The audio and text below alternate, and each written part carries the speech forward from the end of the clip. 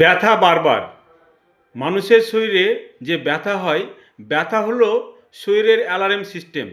এটা শুধু সাধারণ ব্যথা নয়, শরীরে হয়তো কোনো কিছু একটা সমস্যা হয়েছে, সেই কারণে ব্যথা হচ্ছে। এই কারণগুলো অনেক ধরনের হতে পারে।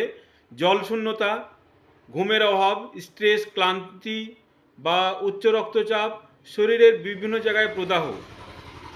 এই ব্যথা সৃষ্টি হয় আমাদের বিভিন্ন জায়গায় বাধা সৃষ্টি হওয়ার কারণে ব্যথা হয়। সেখানে রক্ত সঞ্চালন সঠিক না হওয়ার কারণে অনেক সময় অনেক মাথায় ব্যথা হয়ে থাকে। আমরা টুক করে পেন কিলার বা পেটে ব্যথা বা কোনো এক জায়গায় ব্যথা হচ্ছে, পেন কিলার খাই।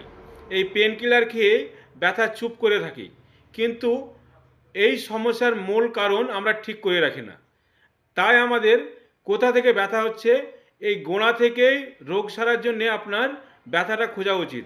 আপনি টুক করে আজকে যে ওষুধ খাচ্ছেন, এই ওষুধটা অভ্যাসের কারণে একটা দীর্ঘদিনের একটা সমস্যা তৈরি হবে, তখন অন্য একটা অর্গানের সমস্যা তৈরি করে।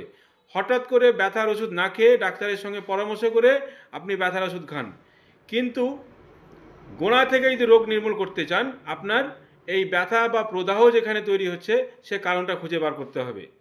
আমার এই স্বাস্থ্যকর টিপস যদি ভালো লেগে থাকে, তাহলে আপনার পেজটি ফলো করে সঙ্গে থাকুন, অন্য মানুষদের ভিডিওটি শেয়ার করুন। এর কারণগুলো অবশ্যই পরের ভিডিওতে ইনশাল্লাহ পেয়ে যাবেন। আজকে এখান থেকে ধন্যবাদ।